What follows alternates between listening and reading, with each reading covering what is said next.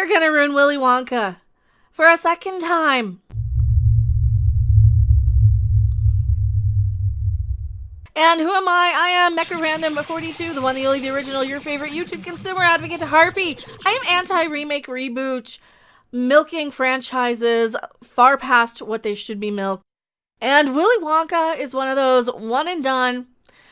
You got a movie with Gene Wilder playing Willy Wonka, and that's all you need. That's all. You never need to go any farther than this. You never need to go into a backstory, a side story, a sequel, a prequel, unless you're reading The Great Glass Elevator. And the only way to do that would be an animated version. Probably. Because I've read it. The only way to do The Great Glass Elevator would be an animated version. In my opinion. And that's what I said in the 80s. Right after watching the original. And growing up with the original. Tom says, the biggest issue with the readaptation is they gave Wonka a backstory that was unnecessary, and now they're doubling down on it. You know which article I'm pulling up. You know the one. Warner Brothers sets Wonka Prequel for 2023 release. They are going into more of a backstory, and yep. We don't need one. That was always the cool part. You could do flashbacks in a cartoon in the sequel of Wonka's backstory a little bit, where it makes sense because he references those. You go and see the Vermicious Canids, and I believe it's been so long since I've read it. Don't you go into a lot of the things he references that were part of his backstory in the sequel book? Who's writing these? Who is so unfamiliar? It's probably like just letting some person who saw the movie once or twice, the first Willy Wonka movie once or twice, and they're like, yeah, I'm gonna write a prequel to it. And they never read the sequel book. They never cared about the sequel.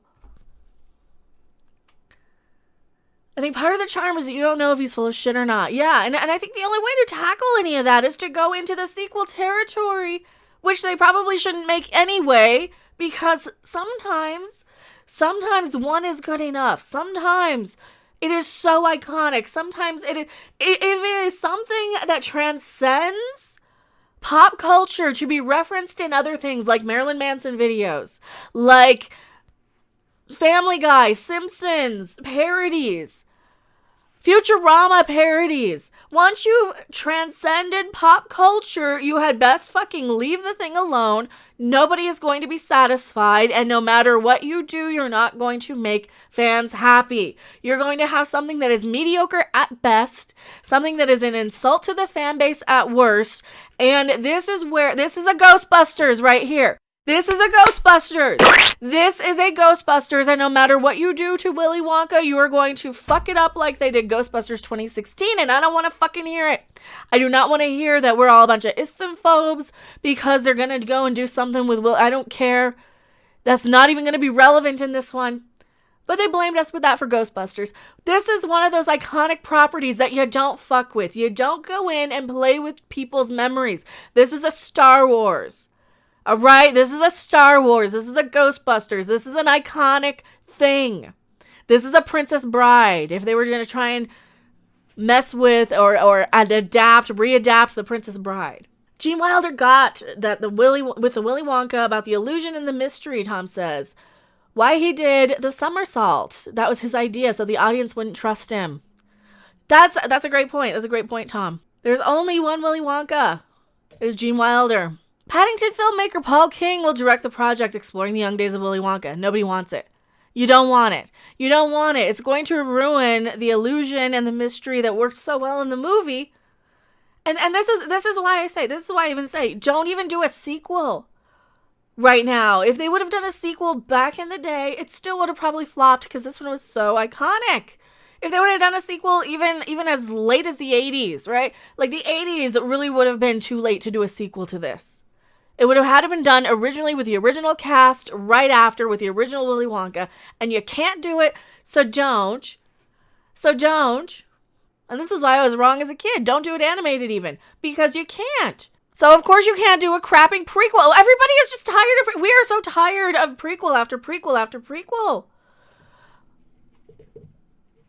Why do we need more? Why do we need more prequels? Look how well that worked for Star Wars and Star Trek.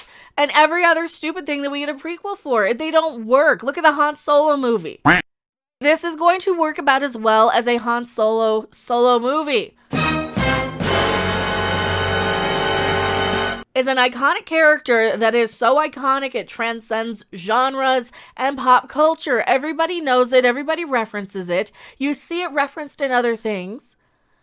They've set a date on a Wonka origin story focused on the storied chocolate factory owner. Wonka will hit theaters March 17th, 2023. From director Paul King and Harry Potter producer David Heyman, which I've cropped off accidentally.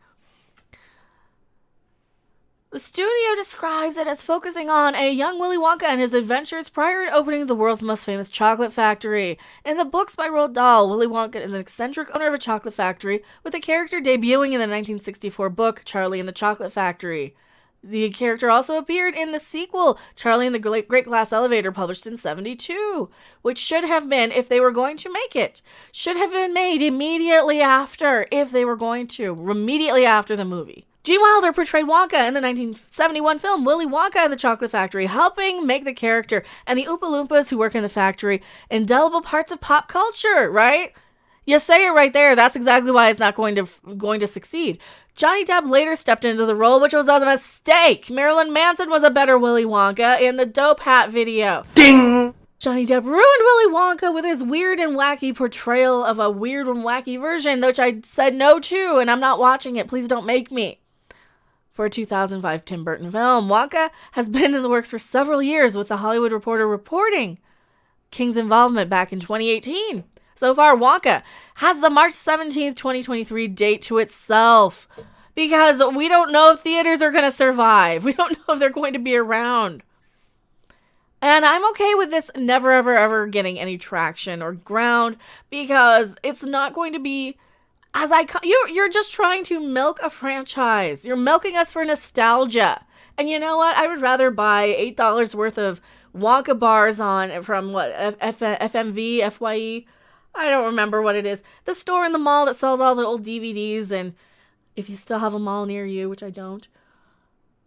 But sometimes they'll sell Wonka bars, and sometimes they'll sell Gobstoppers. I'd just rather buy the candy at this point.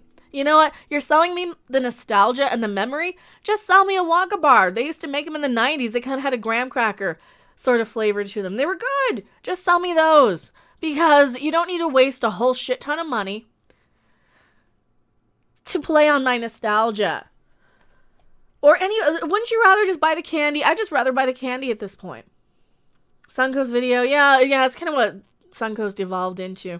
I have no more rant in me on this article. Tell me what you guys think in the comment section below. I am going back to my live chat. Don't you guys go anywhere. Thanks for watching. If you liked it, make sure to hit that like button. And if you want to see more, don't forget to subscribe. See you in the next video. Bye!